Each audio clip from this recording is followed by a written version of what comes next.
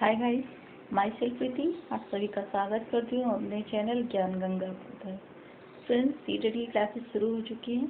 CTET के syllabus के क्रम में ये आज का हमारा वीडियो है इंग्लिश पेडागोजी से संबंधित, जिसका टॉपिक नेम है role of listening and speaking in English.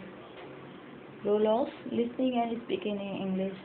इससे पहले ये भी वीडियो हमने अपलोड किया है एक्विजिशन एंड लर्निंग पर, फंक्शन ऑफ लैंग्वेज का, और इसके बाद ये हमारा वीडियो है role of listening and speaking in language. Okay friends, आइए देखते हैं। In the teaching learning process of English, the main skills are listening, speaking, reading and writing. Listening and speaking comes first in natural way of learning a language. The purpose of listening and speaking to convey to message to understand.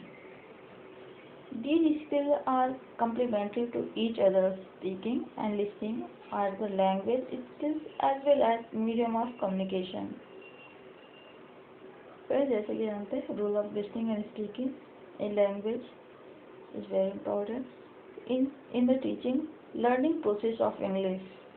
सीखने की प्रक्रिया में the main skills are listening, speaking, reading and writing. सुनना, बोलना और पढ़ना और लिखना ये मेन स्किल्स हैं, लेकिन listening and speaking come first in the natural way. और प्राकृतिक तरीके से अगर आप सीखते हैं तो सबसे पहले आता है लिसनिंग और स्पीकिंग पहले आता है। The purpose of listening and speaking is to convey to message to understand. Listening और speaking का उद्देश्य होता है कि मैसेज को आप जो बोलना चाहते हैं, जो कहना चाहते हैं, उसको मैसेज को लोग दूसरा अंडरस्टैंड कर सके।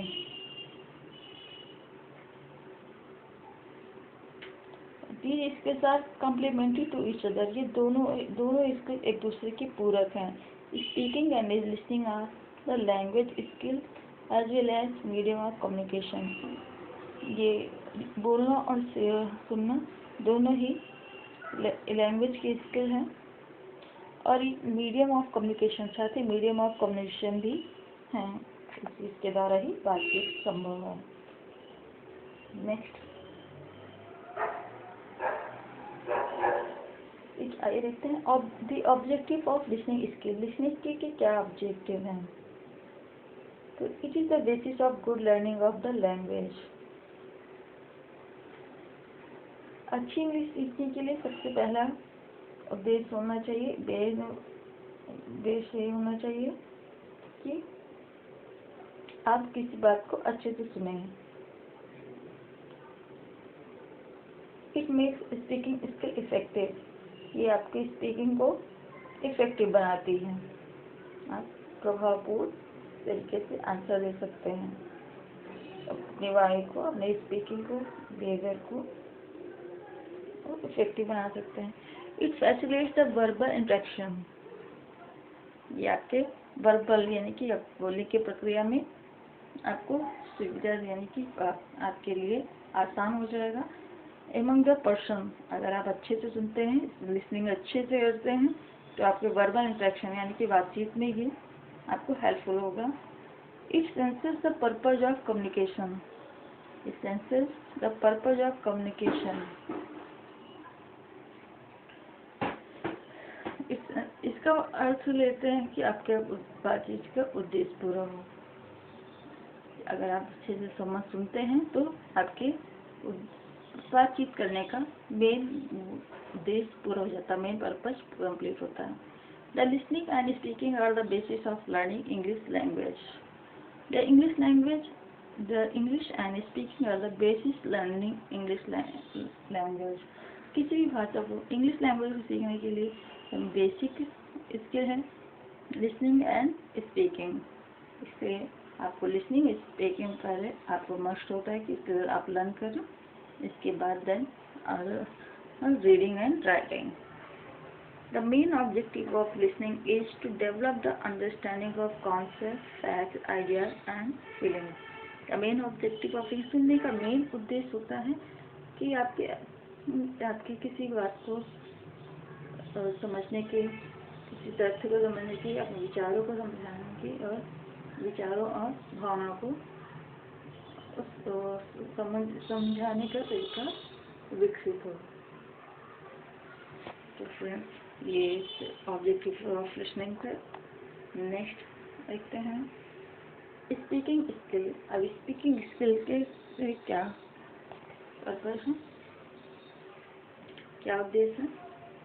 Speaking skill, learning to speak a language is always the shortest road to read it and write it. किसी भाषा को बोलने का सबसे छोटा मार्ग कह सकते हैं कि आप इसे किस तरह से सीखते हैं। तो इसके लिए सबसे पहले क्या करना होगा, आपको read it and right it, इसे पढ़ना और लिखना सीखना होगा। जितना ज़्यादा से ज़्यादा आप इसको राइट करेंगे, रीड करेंगे, आप उतना ही अच्छे से स्पीकिंग कर सकते हैं। We learn and teach a language with the main purpose of being able to communicate with other speakers of that language. We learn and teach a language. हम एक भाषा को सीखते हैं या सिखाते हैं with the main purpose of being able to communicate. इसका मेन उद्देश्य होता है कि हम उस भाषा का बातचीत कर सके with the other speaker of that language. उस भाषा के दूसरे सीखने जानने वालों से उससे अच्छे से कम्युनिकेट कर सकें। तो ये स्पीकिंग के मेन स्किल्स हैं। Next, to develop speaking and listening skills. Speaking और लिसनिंग स्किल को कैसे डेवलप किया जा सकता है, इसके लिए देखिए क्या करना है। The more opportunities for children to get to listen and speak. बच्चों को ज़्यादा से ज़्यादा सुनने और बोलने के अवसर देने चाहिए। The faster they learn language and it naturally become their own language. जितनी तेजी से वो भाषा को सीखेंगे वो उतनी ही उनकी प्राकृतिक, उनके नेचुरल तरीके से उनकी अपनी भाषा हो जाएगी। And maximum exposure should be given. इसलिए ज़्यादा से ज़्यादा चांस में अपने आप को प्रकट करने, अपने एक्सप्रेस करने को तो देना चाहिए। नेक्स्ट है सेकंड, क्या करना चाहिए develop speaking and listening skill के लिए। There is always a need and purpose for communication.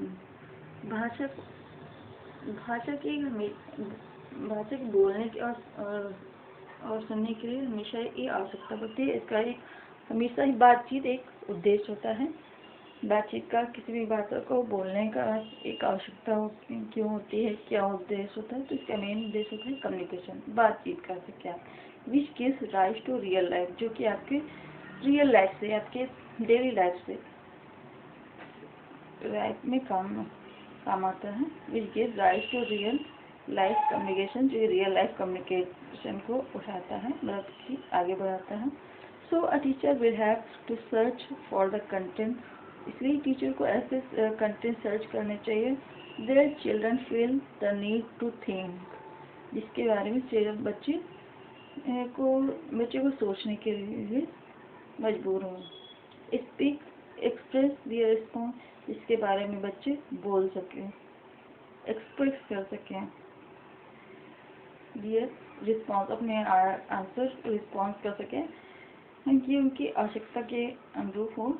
तो जो ऐसे वर्ड्स, ऐसे चीज़ें कि बच्चों को क्या बोलने का ज़रूरत पड़ेगी आगे, तो ऐसी चीज़ों को सर्च करना चाहिए। इसे कम्युनिकेट के लिए उन्हें फोर्स करना चाहिए, उन्हें अवसर देना चाहिए कि वो एक्सप्रेस कर सके। As the need compels the child invent the language, जितना ही बच्चों को ज़रूरत होगी वो भाषा को इन्वेंट करेंगे, सीखेंगे। नेक्स्ट,